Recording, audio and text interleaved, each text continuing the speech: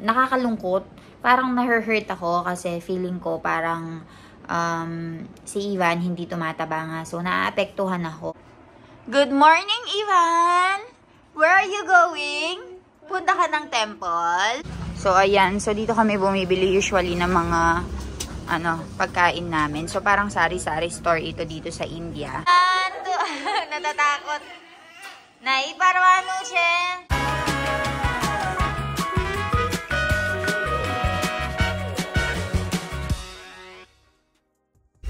Nandito tayo ngayon sa bilihan ng mga patatas dito sa lugar namin. So, meron silang patatas. What is this, Milan? Wari. Ah, soybean. And meron silang, ayan garlic, onion. So, wala tayong patatas sa bahay.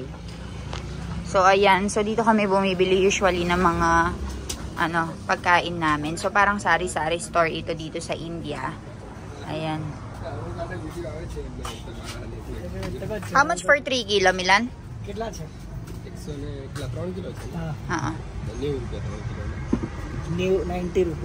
rupees. So, 90 rupees para sa 3 kilo ng patatas or 60 pesos. So, dito lang kami namili. So, nagsa-stack up siya. Kela divas mate, che? Badu puro tayo dyan kasi.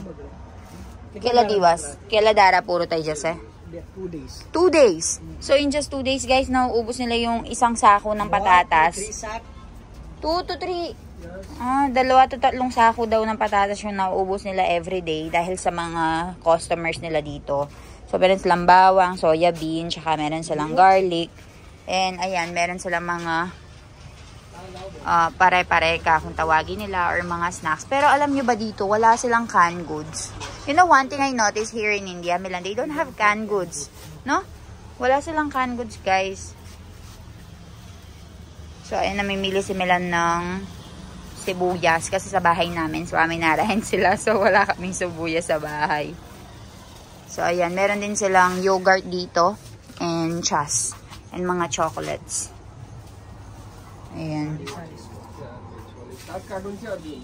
Laki. And dun sa kabila, meron silang specifically na go down para sa mga oil. And dito sila nagsa-stock up ng mga items or mga binebenta. And ito naman, ito yung mga malalamig na inumin. Tsaka meron silang paneer dyan or parang tokwa sa atin and cheese. So, ayan. Tulungan ko muna si Milan. Ito yung mamara na usually niluluto namin sa bahay. And mayroon silang mga lalagyan ng chai. So, tulungan ko si Milan dito. Bili kami ng mga sibu-sibuyas. Pinipili niya talaga ng bongga. Good morning, Ivan! Where are you going? Punta ka ng temple? So, kakagising lang ng baby ko, guys. And pinainom na natin siya ng gatas. So, Ivan will be going to the temple. Jeje karo, Jeje! Jeje, show how you do, Jeje. Show how you pray. Okay. Dun daw siya mag-jeje. Haru, chala, bye-bye. Bye-bye. Ivan. Bye-bye, Ivan. Bye-bye ka din. Jo, Mara, Chokro, Jeje, Karwano, Jawano, Che. Temple, Jawano, Che. Chalo, bye-bye. Arkay na, chalo. Chalo, Jojo. Guys, tignan nyo si Ivan dito. Naglalaro siya. And tinutulak niya yung, Jeje, Karo, Jeje. Tinutulak niya yung sasakyan niya. Very good. So, meron kasing ganap pati bapa dito. And nilalaro niya. And nagpe-pray siya, kapag nakikita niya yan. Ayan. Jeje karo, Jeje. Ivan, Jeje karo. Jeje, gan pati bapa. Jeje karo. Hey. Ivan, Jeje karo, Jeje. Actually, guys, nakakatayo na si Ivan. Kaya lang natatakot siya. Wala pa siyang tiwala sa sarili niya. Kaya ayaw niyang mag-let go. Pero kapag alam niyo ba, kapag yung feeling niya na walang humahawak sa kanya, ayun dun siya natatakot. Pero kapag alam niya na merong humahawak sa kanya, tatayo at tatayo. Tingnan nyo. Nakakatayo na siyang ganyan. Nung isang araw nga, guys, meron siyang 2 hinahawakan sa kamay niya. So, dahil meron siyang 2 hinahawakan sa kamay niya, hindi niya napansin na nakatayo na pala siya for 10 seconds. Tapos, nung na-realize niya, tsaka lang siya, humawak ulit. Ayan. Ivan! Hi! Walk ka raw, walk. Ayan naglalakad siyang ganyan Nakakalakad siyang ganyan, guys. Wala pa lang siyang tiwala sa sarili niya.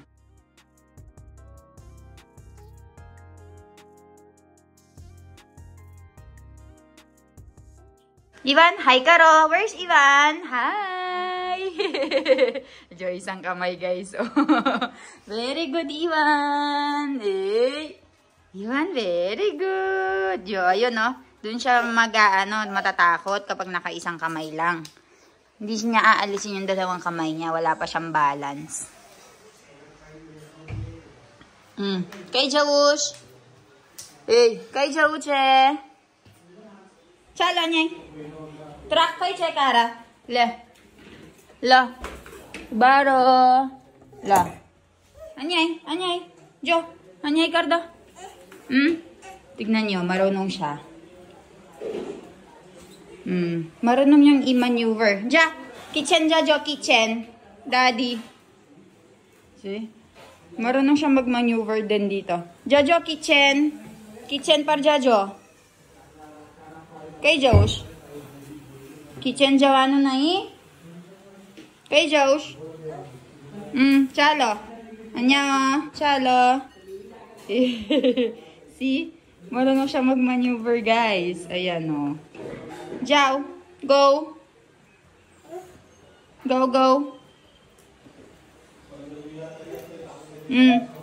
Napagod na. Yung toy na naman niya yung kukuhanin. Uy!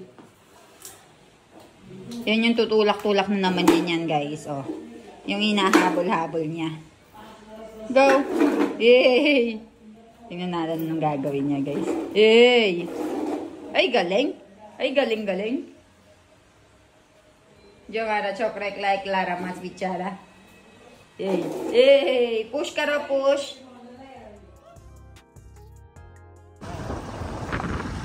Guys, matagal na tayong hindi nakapunta ng farm. That's why, papunta tayo ngayon and check kung ano yung mga update for 1.5 months. And tignan nyo itong mga kumuha ng mga banana, guys. Yan yung mga workers ng merchant. So, ayan, nagha-harvest sila ng banana. I think maganda yung, Milan. The banana right now is very good price. 260. It's 260 rupees yesterday. I know. Matagal-tagal na akong hindi nakapunta dito sa my farm, guys. Kaya let's go and i-check natin kung ano na yung mga update dito. Because the last time I've heard, hindi maganda yung papaya farm kasi ang dami daw ng virusan. So, they're just making the most out of it and hindi nga maganda yung papaya farm natin. So, papakita ko sa inyo. Milan. We are here in the papaya farm, right? So what happened to our papaya farm? Look. So much grass in rainy season because we was in the Philippines. So guys, nasa Pilipinas kasi kami nung mga nakaraang buwan, right? So Papa is also not here for 15 days. So much grass. So ang daming mga grass na in between. We cannot even go inside. Remove the grass already. Look, other people, ayan nilinis na nila yung farm nila. So, when is the plan date for removing the grass? Next week. So, nakaschedule yung pag-aalis ng grass, guys, for next week. Kasi, guys, pagkarating namin dito sa India, Papa is very busy also na Milan because of the pending farm works. What Papa did in the last few days? Banana? No, preparing for next season. So, ayun. We are making ready new farms to grow other things. Banana. So, ito yung papaya farm, guys. Dun sa kabila ay mga banana. Tapos dun sa kabila ay mango farm. Pakita ko sa inyo. So, ayan, meron ng mga papaya bunga-bunga. Nakikita nyo ba? Milan, how many months before you get harvest? This one 7 months. 7 months? This is 7 months old na? Yes. No, now we have to wait another 2 months to get harvest. 2 months na lang. Okay. So, this is already 5 months. Yes. So, 5 months old papaya, guys. Ayun, namumulaklak na, Natatakot. Naiparwano siya. Natatakot siya, guys, Ibu. Naipari jawai. Kasunatay. Kasunatay.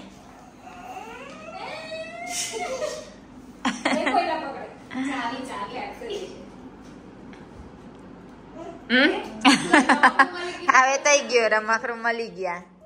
Ha?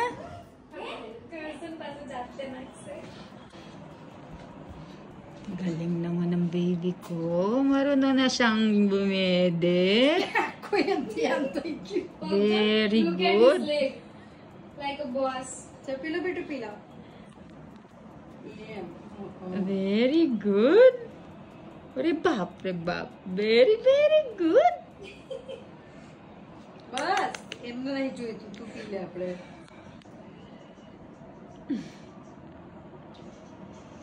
Guys, so nandito na ako sa taas and kakatapos ko nga lang mag-freshen up and ready to sleep na. And mag-share lang ako sa inyo kasi syempre gusto kong i-share sa inyo yung mga haganapan dito and nakakalungkot. Parang na-hurt ako kasi feeling ko parang si Ivan hindi tumataba nga. So naaapektuhan ako kasi 'di ba nga 1.5 month kami wala dito sa India and 1.5 month nilang hindi nakita si Ivan. So syempre yung mga tao dito kapag nakikita si Ivan, naninibago kasi pinagupitan ko si baby Ivan tapos ayun nga, nag-iba yung buong ano niya kasi nga dahil sa gupit niya malit kasi yung mukha ng anak ko. So ayun, sinasabi nila na parang pumayat nga daw si Ivan, ganyan. Pero yung weight niya ay same pa rin mula nung umalis kami hanggang sa dumating kami dito. So dahil same pa rin yung weight niya, tas medyo humaba nga si Ivan, tumangkad. Kapag nakikita nila yung anak ko, parang ay pumayat, ginaganyan nila. Siguro dahil na rin dun sa gupit niya. So, parang bilang nanay, parang masakit sa akin yon na parang napabayaan ko ba yung anak ko sa Pilipinas, ganun. Araw-araw naman naming pinapakain, araw-araw namang dinadala ng prutas ng mother ko, tapos araw-araw nagluluto ako sa kanya ng pagkain, cerelac, ganyan, pinapakain ko siya ng mga sabaw-sabaw. So, parang parang nakakapag-isip ba? Like, ayun ba, isa ba akong pabayang ina? Dahil hindi tumataba yung anak ko. So, ayun, dahil 1-year-old na siya, sabi ko nga sa inyo, hindi ko nga siya pinapakain ng may salt and sugar for like 1 year. Pero, inuumpisahan na namin yung pagbibigay sa kanya ng salt sugar. Siguro dahil plain yung mga kinakain niya, isa na rin yung factor. Kaya, ayaw niya yung kumakain ng mga pagkain. Prutas, kumakain siya, inumpisahan ko na guys. Pero, siguro yung isa sa mga nakakadagdag ng hindi niya pagkain ay nakadepende nga siya sa breast milk ko. Yung breast milk ko, syempre, hindi na tulad ng dati na talagang marami and sagana. Syempre, yung nababawasan din yung natin, di ba, gata. So, parang feeling ko hindi enough nga yung nakukuha niyang nutrient sa akin and nakukuha niyang gata sa akin. So, iniba namin yung approach ngayon, guys. Mula umaga, siguro mga nasa 2-3 times a day ko na lang siyang pinapadede. Mula umaga, yung mga alas 5 kapag may gigising siya, doon ko siya papadedein. Tapos stop na.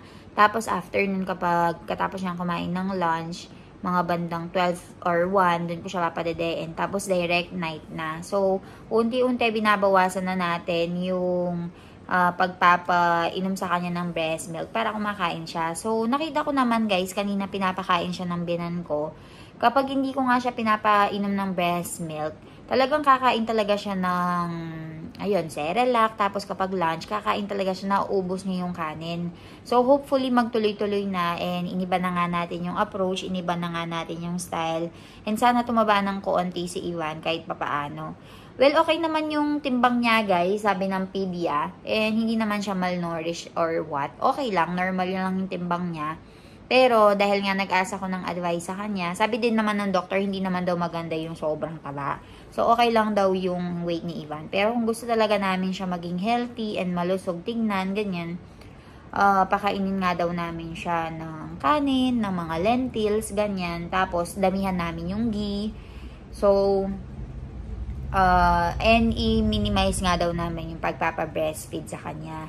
And isa ding problema niya, guys, kapag nakikita niya kasi ako, dahil alam niya na may makukuha siyang breast milk sa akin and dededi niya siya sa akin. Nag-iiyak-iyak siya kasi nagpapakuha, nagpapabuhat sa akin. So, kapag pinapakain siya ni na Jano and ni na Mommy, umaalis ako sa harapan niya. And kapag umalis na ako, dun lang siya properly nakakain. So, ganun yung technique na ginagawa namin.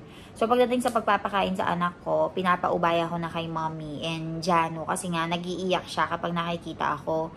So, kapag nagkaroon na nga siya ng routine, dun na ako magpapakain kay Ivan. So, ayun, ngayon 3 times kong pinapadede ang anak ko. After some time, babawasan natin ng 2 times a day na lang. Tapos, kapag properly na siyang kumakain, kapag gabi na lang, kapag matutulog, and then, aalisin ko na yung breastfeeding. And alam nyo ba guys, share ko lang, no, yung mga tao dito, especially yung binan kong babae, si Jano, gusto niya, si biyanan ko gusto niya, ialisin ko na nga yung pagpapa-breastfeed kay Ivan. Pero sa akin naman, gusto ko hanggang 2 years sana, or 1.5 hanggang 2 years. Kasi dito napansin ko sa mga ka-society nila, walang kaso sa kanila kung hindi nila ipa-breastfeeding yung anak nila. Pero syempre ako, alam ko na breast milk is best for babies hanggang 2 taon, di ba? So, sabi ko, wag mo nang pahintuin. Yung mga kakilala ko nga sa Pilipinas, 3-4 years doon nila hinihinto wala pa nga, kaka-1 taon lang ng anak ko gusto nila, alisan na yung pagpapa-breastfeed. Sabi ko, wag na, ilimit na lang natin, pero as long as meron akong gatas. Diba, parang ano yun sa kanya, maganda yun sa kanya. Ano ba guys, sa palagay nyo ba, kailan ko pa dapat pwedeng ihinto si Ivan sa pagbe-breastfeeding? Kasi, hindi ako sure kasi 'di ba first time ko. And sabi naman ng mother ko, wag mo nang ihinto. Pero yung binan ko dito sinasabi, ihinto na nga daw. So, comment nga kayo sa baba guys, bigyan nyo nga ako ng idea kung ano ba yung dapat gawin. Pero sa amin ni na Milan, Jano at saka ako, gusto ko i-continue. Pero yung binan ko, gusto niya i-stop. So, gusto kong bigyan nyo ako ng idea, bigyan nyo ako ng insight and mga pwede kong ipakain sa anak ko para tumabata-ba siya. So, ayun guys, that's it for now. Kung meron kayong mga questions and kung meron kayong mga gustong ipagawa sa mga binan ko and ano yung mga request nyo, comment lang kayo sa baba and try natin gawin. So, ayun guys. I'll see you all tomorrow. Bye-bye.